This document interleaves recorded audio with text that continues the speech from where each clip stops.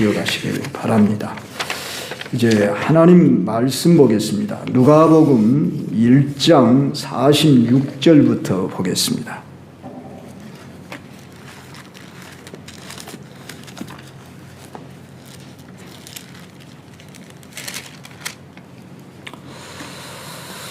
제가 한 절 여러분이 한 절 그렇게 교독합시다. 마리아가 이르되 내 영혼이 주를 찬양하며 내 마음이 하나님을 기뻐하였으며 그의 여종의 비천함을 돌보셨음이라. 보라 이제 후로는 만세 나를 복이 있다 일컬으리로다.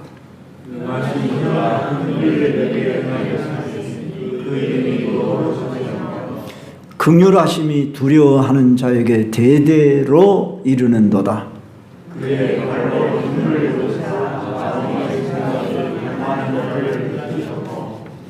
권세 있는 자를 그 위에 내리치셨으며 비천한 자를 높이셨고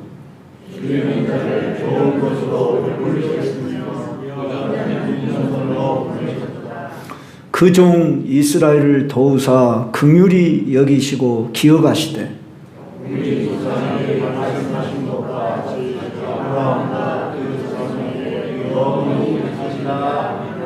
아멘. 성탄절, 해마다 맞이하는 성탄절, 또 우리가 새롭게 맞이하시고 주의 은혜와 평강이 가득하시기를 기원합니다. 이러한 성탄이 있기까지 지금으로부터 약 2000년 전, 정확히 말하면 2024년 전입니다. 다음과 같은 아름다운 이야기와 노래가 있습니다. 오늘 이 본문 말씀이 있기까지 앞선 이야기를 좀 읽어보면 가브리엘 천사로부터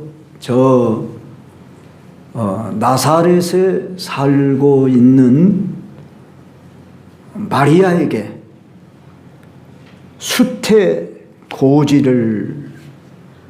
수태고지를 알렸습니다. 마리아는 메시아를 임신할 것이다 하는 이 말에 아직 처녀의 몸인데 깜짝 놀라지 않았겠습니까? 어찌 나는 사내를 알지 못하는데 이런 일이 있을 수 있겠습니까? 그럴 때 성령이 네게 임하시고 지극히 높으신 이의 능력이 너를 덮으시리니 이러므로 나실 바 거룩한 이는 하나님의 아들이라 일컬어지리라. 이렇게 말씀하면서 보라 네 친족 엘리사벳도 늙어서 아들을 배었느니라. 즉 임신하지 못한다고 알려진 이가 이미 6달이 되었나니 대저 하나님의 모든 말씀은 능하지 못하심이 없느니라. 이렇게 말씀할 때에 마리아가 주의 여종이오니 말씀대로 내게 이루어지이다 하며 천사가 떠나갔다는 겁니다. 그러자 그가 즉시 저 세례 요한의 어머니가 엘리사벳인데 친족간입니다. 그래서 그쪽으로 찾아갔습니다. 그랬더니 세례 요한이 엘리사벳의 복중에 지금 6달이 넘었겠지 않겠습니까? 한 7개월이 됐든지 그 정도 이상. 세례 요한은 예수님보다 6개월 먼저 태어났지요. 그렇기 때문에 그 복중에 있는 세례 요한이 뛰어놀았다고 했습니다. 이것을 영적으로 그의 어머니 엘리사벳이 감지하고서 복중에 기뻐하며 뛰논다고 하며 엘리사벳도 성령의 감동을 입어 마리아를 향해 내 주의 어머니라고 증거하고 또한 복 있는 여자라고 이 마리아를 칭찬했습니다. 마리아는 여기서 깊은 감동을 받고 소위 마리아의 창가, 오늘 제목을 그렇게 정했죠. 마그니 피켓이라고 하는 이 단어를 쓰는데, 유명한 이 마그니 피켓이라고 불리우는 노래를 불러서 하나님을 찬양했습니다. 이 찬미를 크게 네 부분으로 오늘 본문에서 나눠보자면, 첫째는 마리아는 자신에게 임한 이 하나님의 은혜를 감사하는 말씀을 46절에서 48절에 말했고, 두 번째로는 하나님의 능력과 거룩하심과 긍휼하심이 일반 민중 자기 백성들에게 임할 것을 49절로 50절에 말씀하고 있고, 세 번째로는 높은 자는 낮추시고 낮은 자는 높이시며 사회적 지위까지도 좌우하시는 하나님의 그 주권과 공평하신 심판을 공포하고 있는 구절이 51절로 53절입니다. 마지막 네 번째, 이스라엘을 향한 하나님의 그 긍휼하심을 회상하며 하나님의 약속의 성취를 확인함으로 오늘 이 시를 또는 노래를 끝마치고 있는데, 우리는 이 마리아의 창가 속에서 하나님께서 우리에게 몇 가지 각성을 요구하고 있음을 찾아볼 수 있습니다. 그래서 네 가지로 여러분의 주보에 제가 이렇게 빽빽이 글을 써놨죠. 그런데 큰 소절만이라도 기억을 하시기 바라며, 그 첫 번째 우리에게 하나님이 각성을 요구하신 뭐냐? 하나님은 우리가 마음에 진정한 찬송과 감사로 드려지는 것을 원하신다는 것입니다. 마리아는 메시아를 주신 하나님께 먼저 오늘 본문에 가면 영혼으로 찬양했습니다. 내 영혼이 주를 찬양하며, 그 다음에는 내 마음이 하나님 내 구주를 기뻐했다 그랬습니다. 이것은 자기 영혼, 마음에 대한 각성입니다. 자, 영혼과 마음을 여기 구분하고 있습니다. 영혼이라고 할 때는 인격의 주체요, 인간 생명의 근원 중심이라 이렇게 말할 수 있는데, 성령께서 사람의 마음을 감동시키면 그 사람의 가장 깊은 곳에 있는 영혼이 노래를 부르게 됩니다. 영혼은 보여지지 않고 만져지지 않고 때로는 느껴지지 않지만, 예수 그리스도를 믿는 사람들은 영혼이 살게 됩니다. 영이 살았다, 영혼이 살았다, 뭐 같은 말입니다. 이 영혼은 고운 악기가 되어서 깊은 생명의 가락이 신령한 의미를 담고서 우리의 성대를 통해서 나오는 것이 찬송인 것입니다. 우리가 보통 가사와 곡조에 따라서 이렇게 부릅니다마는, 깊은 우리가 영혼 속에서 나오는 이 찬양을 또는 시나 노래를 하나님은 받으시기를 원한다는 것입니다. 그러면 왜 하나님은 그것을 원하시는가? 그러면 이미 하나님이 자기 백성에게 말로 할 수 없는 은혜를 베풀었기 때문에 마땅히 요구하는 것입니다. 하나님이 무작정 너 나를 위해 예배드려, 뭐 찬송을 해, 이랬다고 한다면은 참 주시지도 않고 찬송을 하라뇨, 예배를 하라뇨. 그래서 우리는 타종교하고 다른 것입니다. 우리가 예배를 하는 것은 하나님에게서 뭘 받기 위해서, 제가 여기서 기도를 할 때 여러분 축복 기도를 해주고는 있지만, 사실 우리는 이미 다 예수 그리스도 안에서 받았습니다. 이 받은 은혜를 힘입어 여러분들이 그 은혜 안에 거하길 바라서 축복을 빌어드는 것 뿐이지, 이미 우리는 말로 할 수 없는 은혜를 받았습니다. 그 은혜가 예수 그리스도입니다. 그래서 예수 그리스도와 더 큰 은혜가 없는 것입니다. 바로 이 마리아에게 있어서 처녀의 몸이요 결혼하기로 약속된 몸인데 아이를 갖는다고 생각할 때 이거 얼마나 두려운 일이며 또한 감당하기 힘든 일입니까? 육신적으로 생각하면 이거 큰일 날 일 아닙니까? 그런데 어찌 그 마음속에서 내 영혼이 주를 찬양하며 내 마음이 하나님 내 구주를 기뻐한다고 이렇게 할 수 있겠습니까? 내 안에 수태된 이 아이는 우리 민족이 그렇게 기다렸던 약 1000년 이상을 기다렸다고 합니다. 그렇게 기다리며 시대마다 메시아가 온다. 그래서 우리 가정에 왔으면 좋겠다. 다 그렇게 기대했지 않겠어요? 그런데 나같이 비천한 자에게 이렇게 내 안에 메시아가 오다니 감당할 수 없는 거예요. 그것을 엘리사벳 친족 집에를 찾아갔더니 그 아이가 복중에서 기쁘게 뛰어놀면서 엘리사벳이 나이가 많이 들었는데 애언하기를, 그분들은 아주 경건하고 성령이 충만한 분들이에요. 그렇기 때문에 내 주에 모친이 있다. 그리고 여자 중에 네가 복 있는 자로다. 손아래 한참 어린, 요새로 말하면 19이나 마리아가 잘 먹었으면 19이나 20 더 어릴 것이다. 17이나 8이나 이렇게까지 보기도 합니다.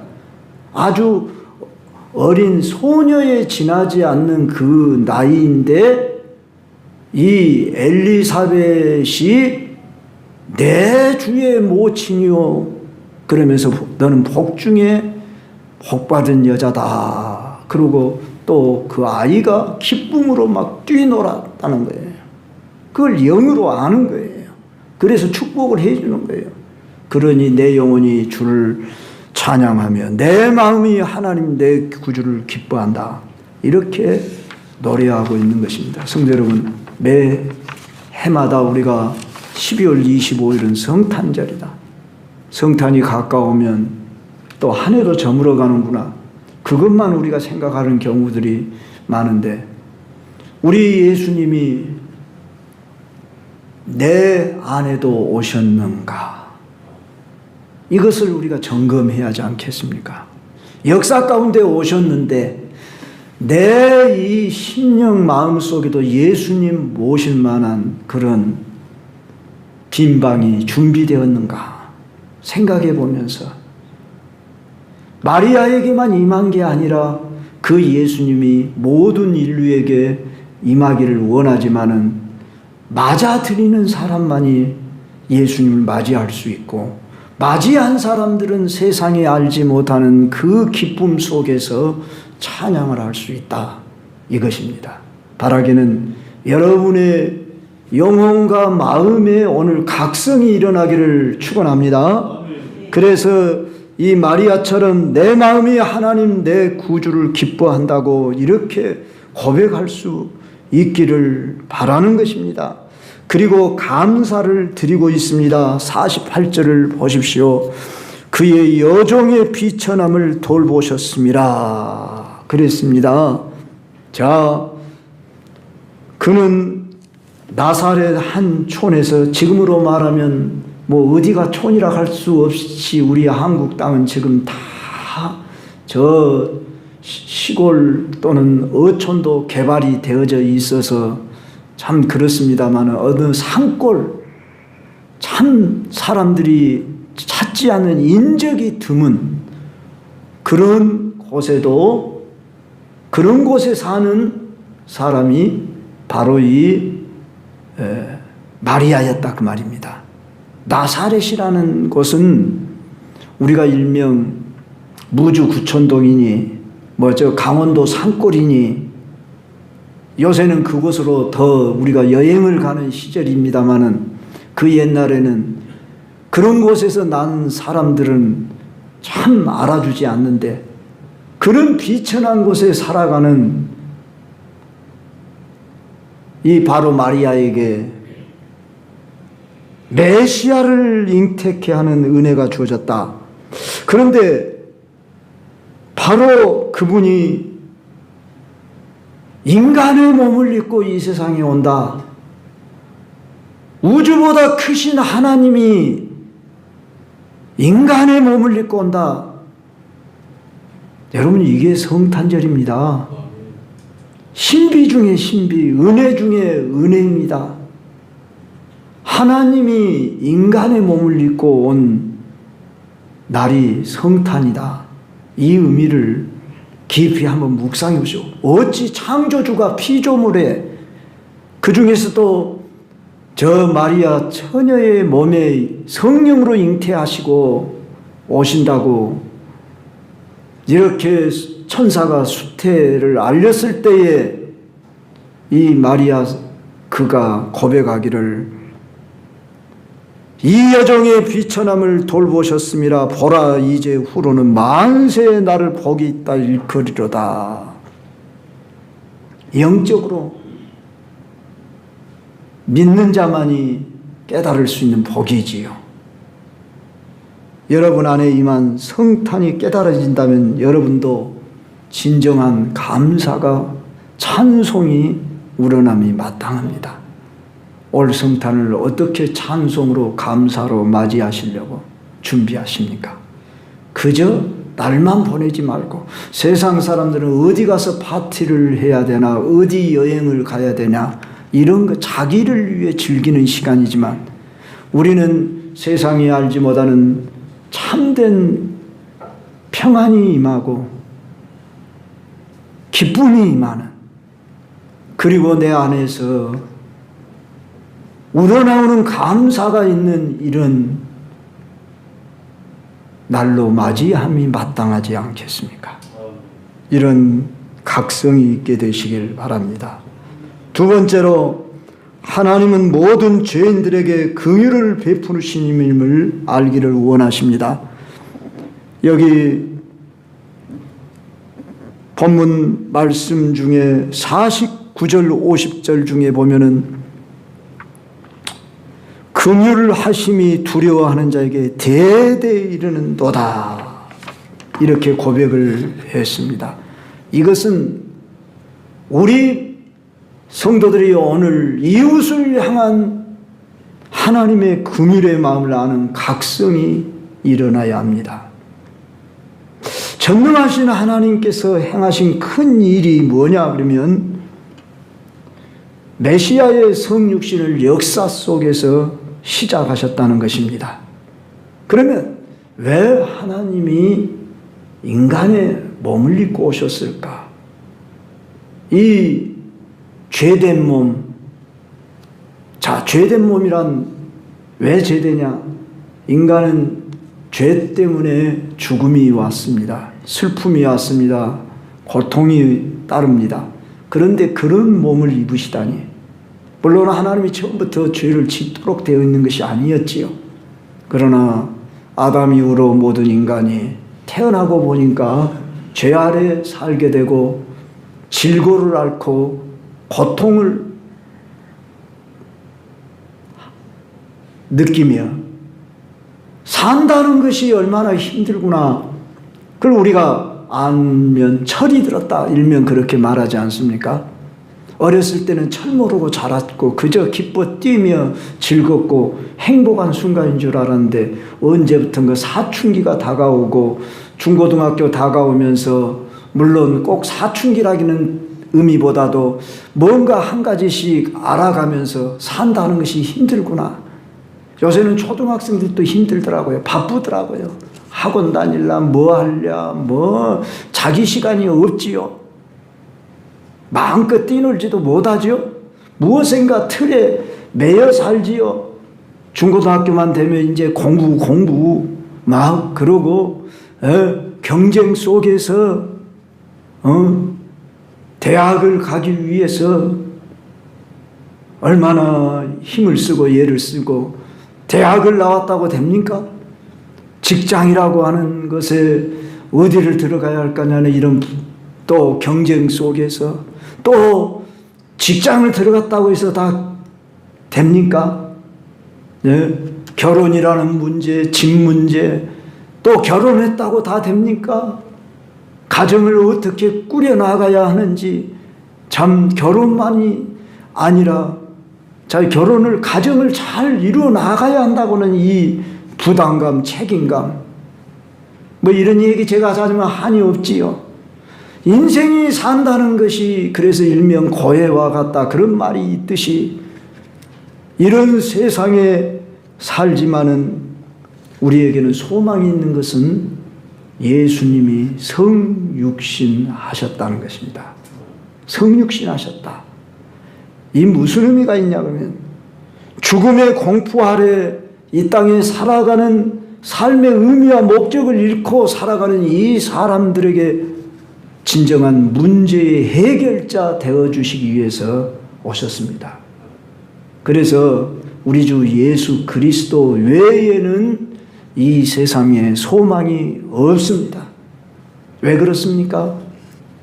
이것을 여러분이나 저는 분명히 믿고 아는 자입니다. 그런데 이 믿고 아는 것이 늘 항상 실제가 되어야 하는데 이론으로 지식으로 끝난다든지, 어떨 때는 그렇게 느꼈는데 경쟁하는 사회 속에 살아가면 나도 그 속에서 갈등하고 경쟁하면서 어쩌든지 내가 살아남아야 한다고 하는 이런 까닭에 우리가 마치 세상 사람들 속에 섞여 살아가면서 고통하며 때로는 우리가 넘어지기도 하고 일어서고 이러면서 다시 우리들의 믿음이 또 다시 회복되며 이러고 있는 우리 자신을 보게 되는데, 예수님이 이 세상에 오신 목적은 우리의 죄 문제만이 아니라 모든 문제 해결해 주러 오셨으니 수고하고 무거운 짐진 자들아 다 내게로 오라, 내가 너희를 쉬게 하리라. 참 안식을 주리라. 영원한 생명과 안식이 예수 그리스도 안에 있습니다. 바로 이것을 확신하지요. 이것을 아직 확신하지 못한다면 예수님을 여러분이 간절히 찾으시고 만나셔야 됩니다.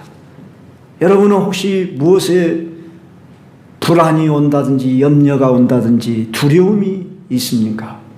예수님을 온전히 내가 주로 모시는 이 확실한 신앙으로 가지셔야 됩니다.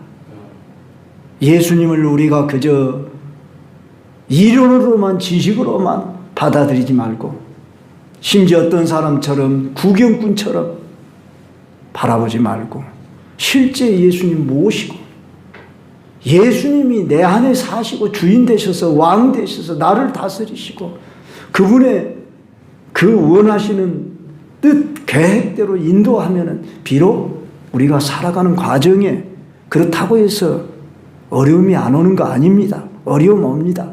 그러나 사도 바울의 고백과 같은 그런 고백을 할 수 있어야 합니다. 나는 풍죽에 처할 줄도 알고 비천에 처할 줄도 아는 일체 자족하는 비결을 배웠노니 내게 능력 주시는 자 안에서 내가 모든 것을 할 수 있느니라. 할렐루야. 이것이 바울의 고백만이 아니라 우리 모두의 고백이어야 합니다. 예수님보다 더 크신 분이 없습니다. 더 놀라운 분이 없습니다. 이러한 여러분이 마음에 각성이 일어나는 그런 각성은 이제 나만 가지고 있으면 되는 게 아니라 오늘 저 세상의 사람들이 방황하고 불안해하고 쫓기고 또는 싸우고 또한 저들이 중독에 빠지고 멸망의 길로 가고 있는 걸 볼 때 긍휼의 마음, 이 긍휼이라는 단어가 참 헤세드라는 단어이기도 하고 또 뭐 다른 언어로 표현이 됐는지 모르겠는데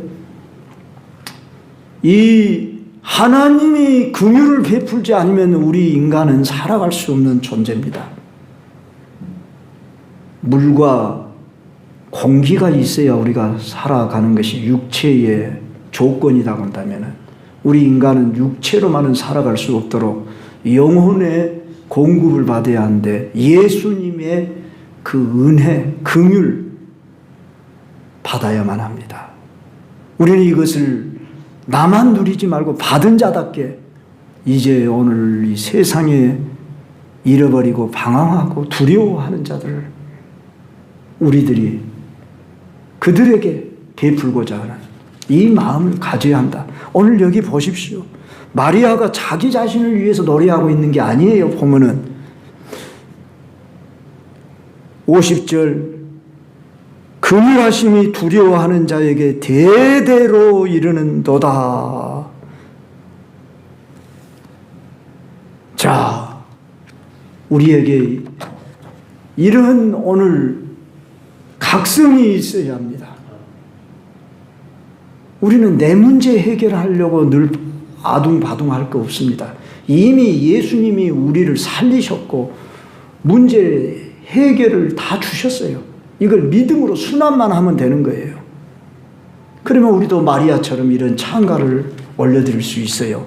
능하신 이가 큰 일을 내게 행하셨으니 그 이름이 거룩하시며 긍휼하시니 두려워하는 자에게 대대로 이르는도다. 그가 천사의 그 수태고지로 말미암아 메시아 잉태했다고 하는 것, 지금 말씀을 믿는 것 외에 그것이 뭐 이렇게 배가 불러왔겠습니까? 지금 당장 한 달도 안 됐는데 오직 믿음으로 천사의 그 수태고지로 말미암는 그 믿음, 말씀으로 말미암는 믿음. 오늘 저와 여러분 내 안에 예수님 계시고 나와 동행하시고 나를 살리셨다. 할렐루야. 이 믿음이 충만하시길 주의 이름으로 축원합니다. 우리는 다릅니다. 이 세상에 오늘 교회가 소망입니다. 빛입니다. 힘입니다. 바로 내가 이런 놀라운 책임을 가지고 있다. 이 사실을 아시기 바랍니다. 세 번째로 하나님은 교만한 자를 흩으시고 겸손한 자를 돌보신다고 그렇게 고백을 합니다. 51절 보십시오. 그의 팔로 힘을 보이사 마음의 생각이 교만한 자를 흩으셨고 권세 있는 자를 그 위에 내리치셨으며 비천한 자를 높이셨다. 이것은 도덕적 각성입니다. 오만한 자나 권세 있는 자는 언제나 하나님의 백성인 이스라엘을 괴롭혀 왔습니다. 당시 로마의 지배 아래 억압 아래 우리로 말하면 일제 억압 아래 살아왔듯이 이들은 지금 수십 년이 아니라 100년을 가까이 이렇게 지금 100년이 넘지요. 그렇게 그들은 늘 외침을 받았습니다. 주전 586년에는 바벨론의 멸망을 당했습니다. 그런데 이제 또 강대국이 저 로마가 지배를 해버렸습니다. 지금 이런 가운데 그들은 또한 로마만의 압제의 고통이 아니라 종교 지도자들, 당시 종교 지도자는 정치 지도자들을 겸하는 재정일치 사회였기 때문에 그런 대제사장, 장로, 서기관, 무슨 바리새인, 사두개파 이런 사람들, 기득권을 가지고 있는 사람들은 권세를 부리고 이들은 약한 사람들을 착취하고 억압했습니다. 그런데 메시아가 오면은 어떻게 한다고요? 교만한 자를 흩어버리고 겸손함을 돌본다. 이러한 고백을 할 수 있었는데 마리아의 이 고백은 저 한나의 사무엘상 2장에 가면 그 노래와 비슷한 면이 많습니다. 그것은 이들이 평소 구약에 밝히 아는 지식이 있었습니다. 그래서 그 사무엘의 어머니 된 한나가 아이를 낳지 못할 그런 상황 속에서 아이를 얻게 되고서 찬송의 노래를 올려드리며 그 부르는 그 노래의 그 가사를 익히 들어 애우고 알고 있었든지 들어 알고 있던 바라 이 한나의 그 노래와 또는 기도와 여기 마리아의 찬가가 서로 비슷합니다. 그래서 그런 고백들을 하게 되는데 성경 여러 곳에 하나님은 교만한 자를 흩으시고 공의로 심판하신다는 사실을 기록하고 있습니다. 욥기 5장 12절부터 보면은 하나님은 교활한 자의 계교를 꺾으사 그들의 손이 성공하지 못하게 하시며 지혜로운 자가 자기의 계략에 빠지게 하시며 강교한 자의 계략을 무너뜨리심으로 그들은 낮에도 어둠을 만나고 대낮에도 더듬기를 밤과 같이 하느니라.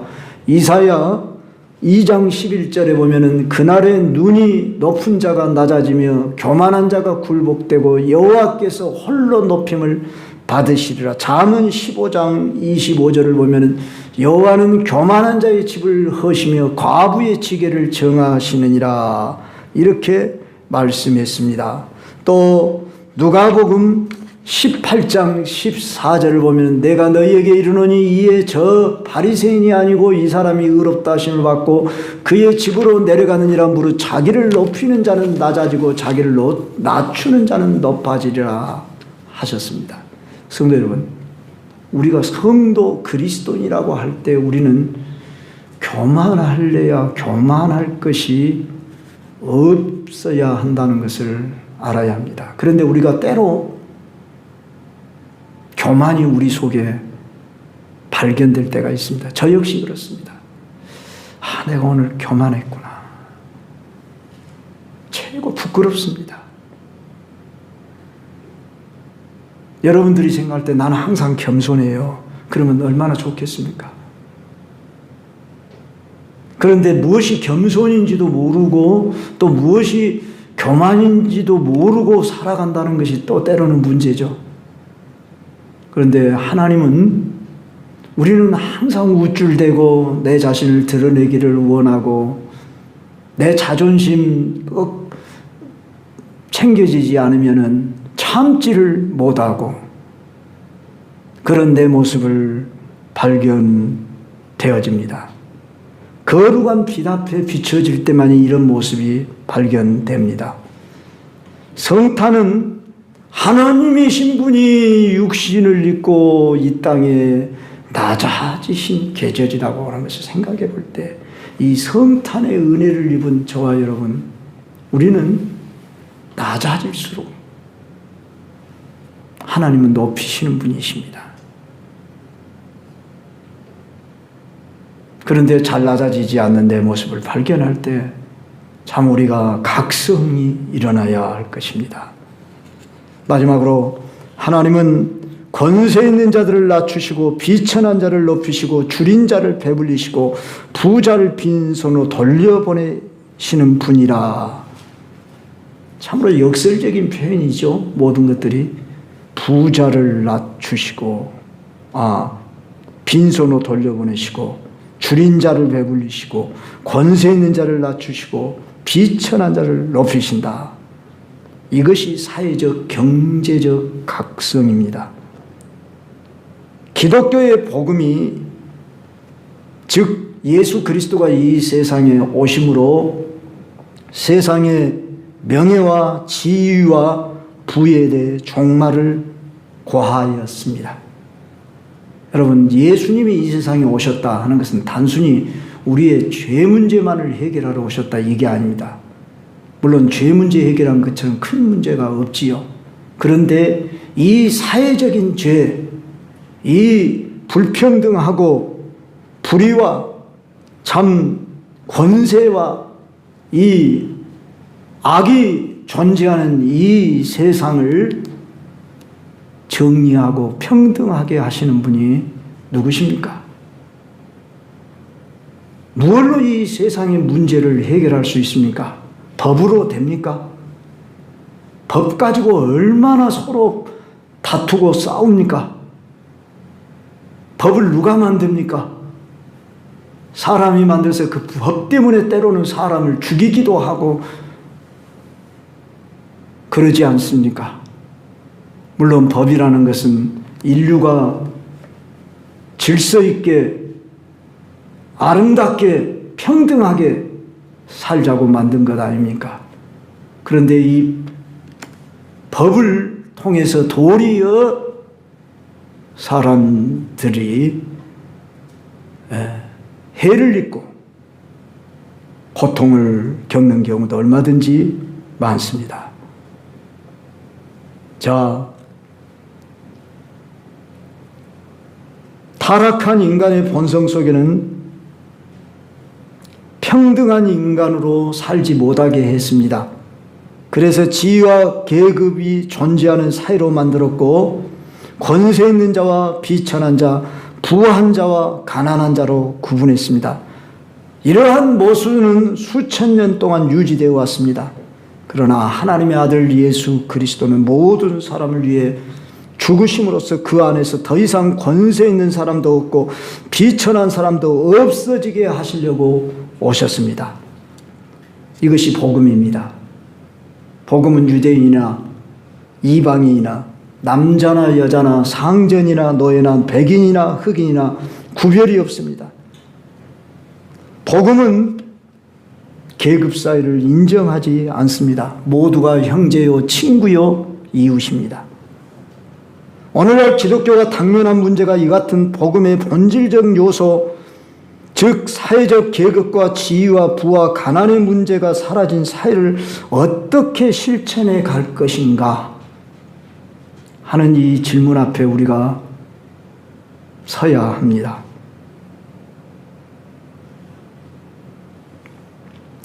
그런데 기독교적 문화 전통이 없는 자본주의적 사회는 각자가 이익을 취하면 취한 만큼 부를 축적하는 탐욕의 사회가 되어 갑니다.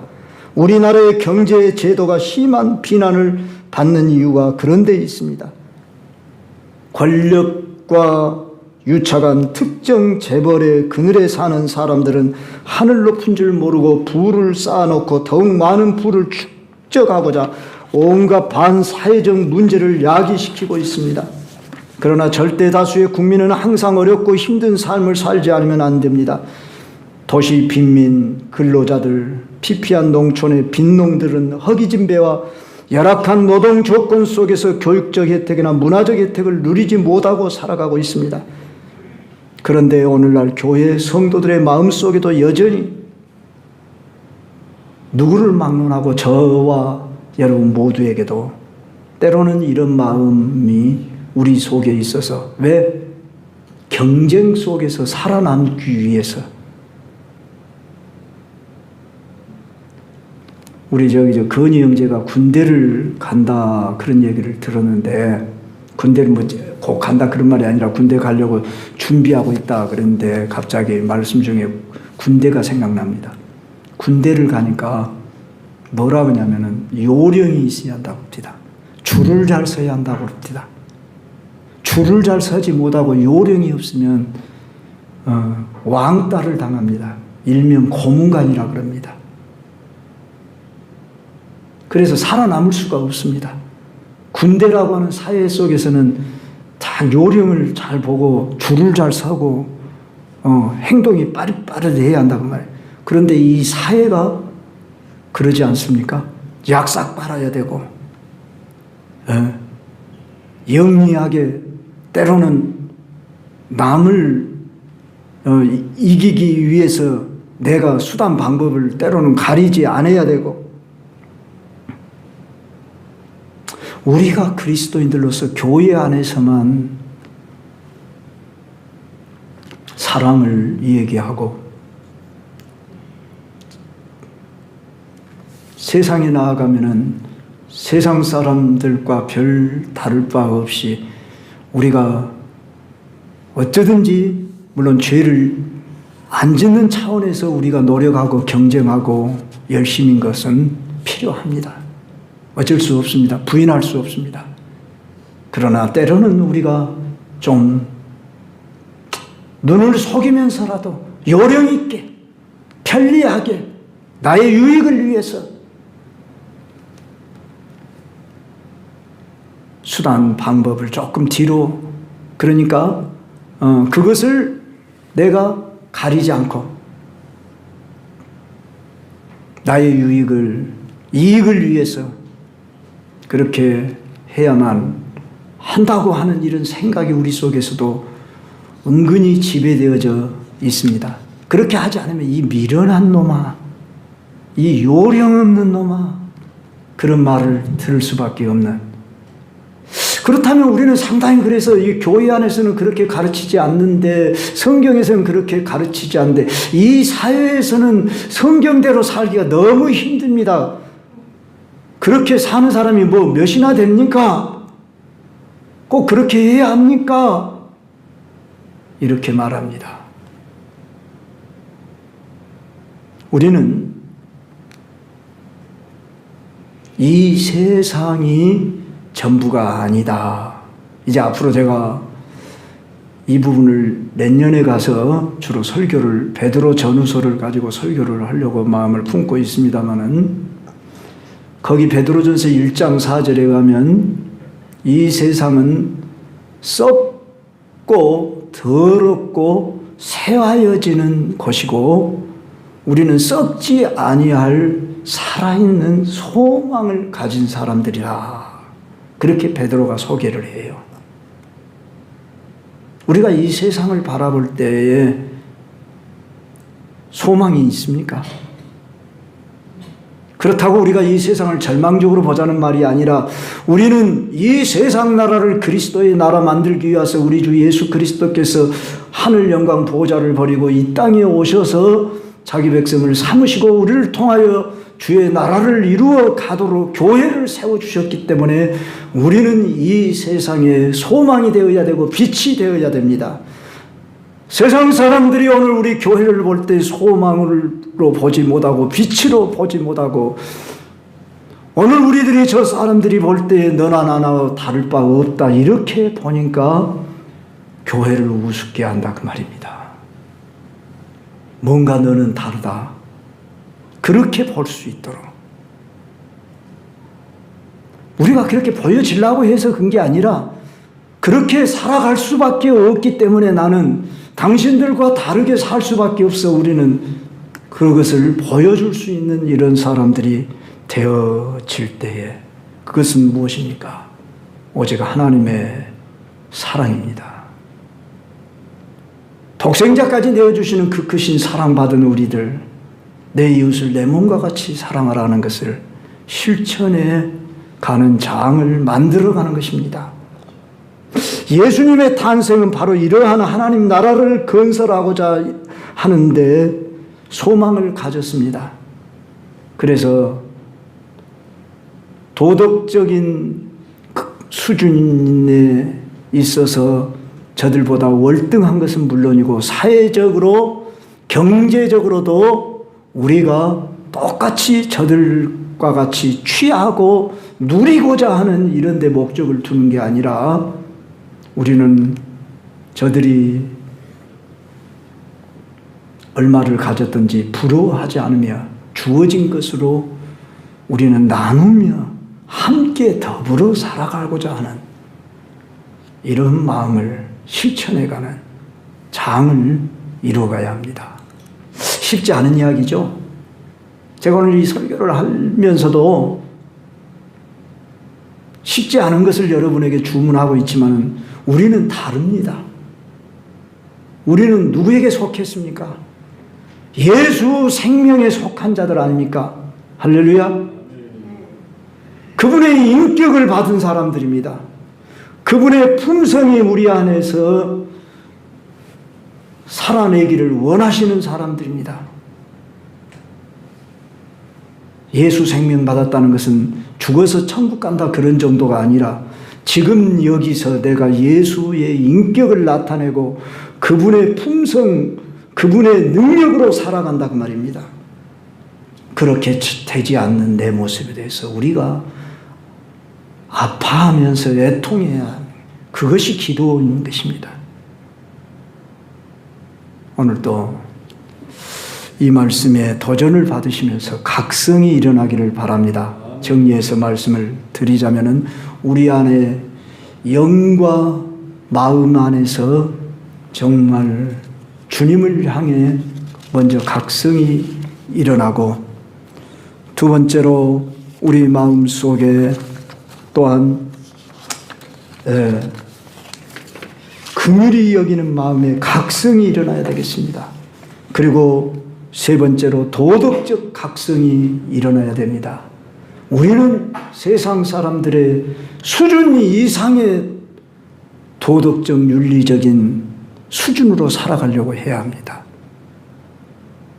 물론 나도 세상 사람 속에 섞여 사는 사람인데 그럴 만한 나는 능력이 없다. 예, 우리 스스로에게는 없어요. 그러나 주님이 하시면 됩니다. 할렐루야. 주님 하십시오. 성령으로 우리는 거듭난 사람들입니다.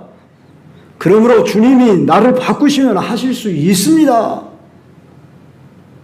이 사회적인 그 억압과 교만과 부와 이런 것을 추구하는 데서 나는 겸손과 내 속에는 저들이 알지 못하는 참 평강과 기쁨 속에서 사랑이 나갈 수 있는 이런 능력이 우리 주님 안에 우리에게 선물을 주셨습니다.